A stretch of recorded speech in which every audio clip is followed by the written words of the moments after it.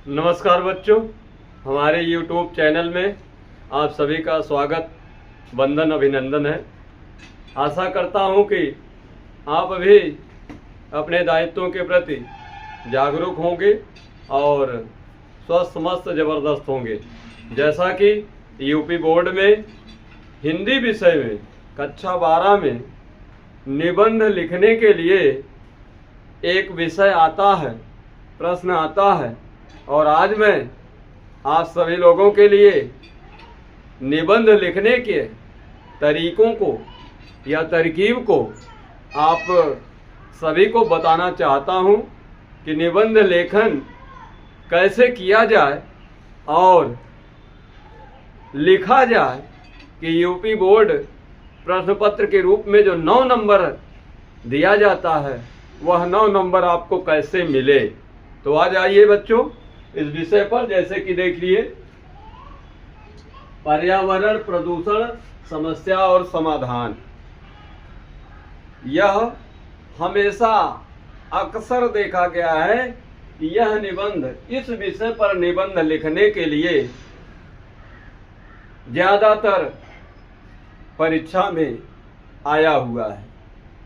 और आज हम इस विषय पर सरल शब्दों में आप सभी को ढंग और तरीका बताएंगे कैसे निबंध लेखन लिखा जाए। जैसे कि देखिए, पर्यावरण प्रदूषण समस्या और समाधान, और पहले हमने एक दोहे से शुरुआत किया है।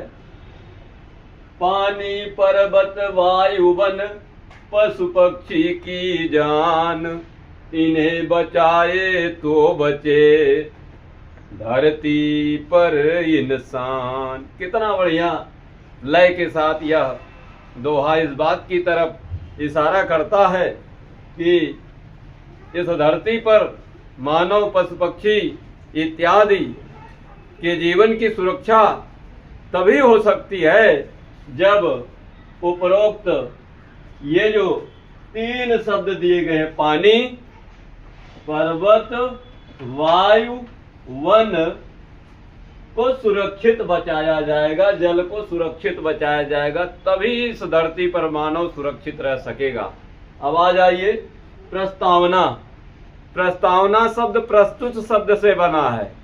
अब प्रस्तुत क्या किया जा रहा है? प्रस्तुत ये किया जा रहा है पर्यावरण प्रदूषण समस्या समाधान, यह प्रस्तुत किया जा रहा है और उसी के बारे में ही प्रस्तावना में लिखा जाता है। जैसा कि देखिए, प्रस्तावना पर्यावरण का जो शाब्दिक अर्थ होता है वह क्या होता है? धरती की वह सतह, धरती की वह सतह जिस पर मानव, पशु पक्षी इत्यादि रहते हैं, अर्थात उन सभी के जीवन को सुरक्षित तभी रखा जा सकता है जब वायु, जल और मिट्टी अर्थात मृदा की गुणवत्ता एकदम साफ सुथरी बनी रहे। अर्थात हमेशा मिट्टी, जल और वायु की जो शुद्धता है, जब ये बनी रहेगी तभी जाकर के इस धरती पर मानव जीवन सुरक्षित रह सकता है। और ये महत्वपूर्ण कारक हैं वायु, जल और मृदा। अब दूसरी हेडिंग देख लीजिए, यहां लिखा गया, हमने लिखा पर्यावरण प्रदूषण के प्रमुख घटक, अर्थात पर्यावरण प्रदूषण के कौन कौन से ऐसे कारक हैं, घटक हैं, उस पर यहां देखिए चर्चा की गई है। वायु प्रदूषण, पहला क्या है? वायु प्रदूषण, और दूसरा जल प्रदूषण, और तीसरा भूमि को मृदा भी कहा जाता है तो मृदा प्रदूषण, चौथा ध्वनि प्रदूषण, पांचवा अवशिष्ट कचरा आदि का प्रबंधन। अर्थात इस धरती पर जहां भी इंसान रहते हैं वहां अनेक प्रकार के कचरे इत्यादि पाए जाते हैं, तो उसके बारे में यहाँ अवशिष्ट कचरा आदि का प्रबंधन किस तरीके से किया जाए इस पर ध्यान रखना चाहिए। अब आ जाइए, जो पहला कारक है वायु प्रदूषण। वायु कैसे हमारी प्रदूषित हो रही है, इसके बारे में आपको कैसे लिखना है। वायु प्रदूषण, वायु को प्रदूषित करने वाले कारकों में क्या है? वाहन। पहला कारक वाहन दिया गया, अर्थात ये जो वाहन जिससे हम सभी लोग आवागमन करते हैं, यह वाहन। और कारखानों और ग्रामीण क्षेत्रों में, कारखानों और ग्रामीण क्षेत्रों में जो अवशिष्ट पदार्थ होते हैं, वही अवशिष्ट पदार्थ को जलाने से जो धुआं इत्यादि निकलता है, उससे ही वायु दूषित होती है और वह वायु जहरीली बन जाती है। इस तरीके से लिखेंगे, जहरीली बन जाती है, जहरीला बनाते हैं। और जिसका असर किसके ऊपर पड़ता है? धरती पर रहने वाले प्रत्येक मानव, प्रत्येक पशु, प्रत्येक पक्षी के ऊपर उसका असर पड़ता है, उसके जीवन पर असर पड़ता है। अब यहां देख लीजिए, अब जल प्रदूषण, दूसरा कारक क्या दिया गया है? जल प्रदूषण। जल जीवन का अभिन्न अंग है, अर्थात जहां जल है वहीं जीवन संभव है। तो यह भी हमारे ही जीवन का, जिस तरीके से इस शरीर के जितने पार्ट होते हैं महत्वपूर्ण होते हैं, ठीक उसी प्रकार से जल भी हमारे जीवन का अभिन्न अंग है, उससे हम अछूता नहीं रह सकते हैं। तो जल प्रदूषण क्या है, किन कारकों से जल का प्रदूषण होता है, इसके ऊपर ध्यान देना है। जल जीवन का अभिन्न अंग है, लेकिन उद्योग धंधों, जहां पर हम अपनी आजीविका को चलाने के लिए हमारे इस देश में उद्योग धंधे चल रहे हैं, लेकिन उन उद्योग धंधों से निकलने वाले कचरा, उन उद्योग धंधों से निकलने वाले कचरा, घरेलू सीवर। घरेलू सीवर का मतलब होता है गांव में या नगर में जो अवशिष्ट जल होता है, नालियों के रास्ते जब सही प्रबंधन नहीं होता है तो वह भी दूषित करता है। और रासायनिक उर्वरक, घरेलू सीवर, रासायनिक उर्वरक, ये कहाँ जाकर के मिलते हैं? नदी में मिल जाते हैं, तालाबों में मिल जाते हैं, और मिल करके उस तालाब के जल को दूषित कर देते हैं। जब वह जल दूषित हो जाएगा तो उस जल को पीने वाले, चाहे पशु हों चाहे पक्षी हों, वह हर तरीके से उनकी जो दैनिक क्रियाएं हैं वह अवरुद्ध हो सकती हैं। तो पीने योग्य वह जल जो है, पानी स्वच्छ नहीं रह जाता, वह दूषित हो जाता है। तो जल प्रदूषण। और इसके बाद है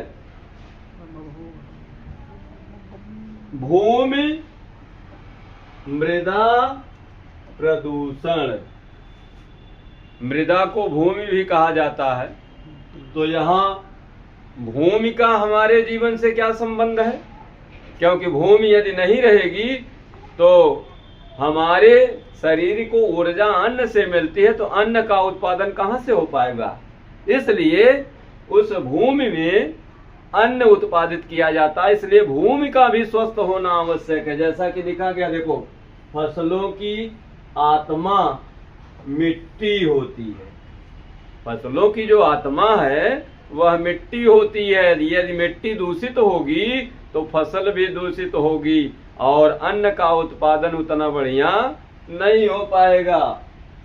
जब मिट्टी ही दूषित होगी तो अन्न का उत्पादन कैसे होगा? अन्न का उत्पादन नहीं हो पाएगा। और प्लास्टिक, कीटनाशक, कूड़े कचरे इत्यादि जब सही जगह पर नहीं रखे जाएंगे, केवल चारों ओर धरती की जो सतह है उस सतह पर रखे जाएंगे, तो वह धरती की मिट्टी को दूषित करेंगे और दूषित होने से वह मिट्टी अपने उपजाऊपन का त्याग करके वीरान हो जाएगी, नष्ट हो जाएगी। तो जाहिर सी बात है कि जब वह मिट्टी नष्ट हो जाएगी तो हमारे लिए अन्न का जो उत्पादन होगा वह कैसे हो पाएगा, तो इस पर भी ध्यान देना है। अब अगला टॉपिक है, यहां देखिए ध्वनि प्रदूषण। अब ये ध्वनि प्रदूषण क्या है, कहां से उत्पन्न होता है? पर्यावरण प्रदूषित कारकों में जो वाहन होते हैं, वाहन, मशीन इत्यादि, लाउड स्पीकर का अत्यधिक शोर जो मनुष्य को मानसिक तनाव और कान के सुनने की क्षमता को कमजोर कर देता है। यह ध्वनि प्रदूषण जो होता है आदमी के, मनुष्य के कान के सुनने की जो क्षमता होती है उसको कम कर देता है, हर तरीके से मानव को नुकसान पहुंचाता है। अब इसके बाद आ जाइए अवशिष्ट कचरा। अवशिष्ट कचरा का मतलब होता है कि ऐसा कचरा जिसका हम हर तरीके से बेकार जो पड़ा होता है उसको हम बाहर फेंक देते हैं, चाहे वह नगर की समस्या हो और चाहे गांव की समस्या हो, उसी को अवशिष्ट कचरा बताया गया है। देखो यहाँ लिखा गया नगर गांव, नगर और गांव, क्योंकि मानव और मानवता जो है गांव में ही निवास करती है और नगर में निवास करती है। तो उस नगर या गांव से, गांव में जो कल कारखाने होते हैं उनसे निकलने वाले जो कचरे होते हैं उसका सही जगह प्रबंधन न होने से, अर्थात सही जगह पर उसको न रखने से नगर गांव में कचरों का ढेर लग जाता है। और जब कचरों का ढेर लग जाएगा तो उस नगर, उस गांव में वह गंदगी पूरे वातावरण में फैल करके प्रत्येक मानव स्वास्थ्य को संक्रमित कर देगी और आदमी बीमार हो जाएगा। तो यह भी बहुत बड़ा एक क्वेश्चन मार्क है, प्रश्न चिन्ह है। तो हमारा जो अवशिष्ट कचरा वगैरह है उसको सही जगह पर फेंका जाए, उसको सही जगह पर रखा जाए। और इसके बाद उस विषय में यही बताया गया है कि पर्यावरण प्रदूषण और अब समाधान क्या है, किस तरीके से पर्यावरण प्रदूषित होने से बचाया जाए, इस पर लिखना है। अब यहां देखिए समाधान दिया गया है।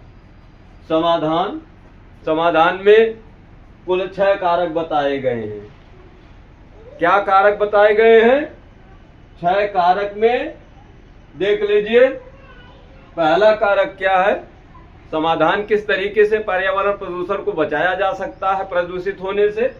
तो लोगों को अधिक से अधिक वृक्षारोपण करने के प्रति जागरूक करना, अर्थात जिस भी देश राज्य में रह रहे हैं, नगर गांव में रह रहे हैं, उन सभी को ज्यादा से ज्यादा वृक्षारोपण करने के लिए प्रेरित करना।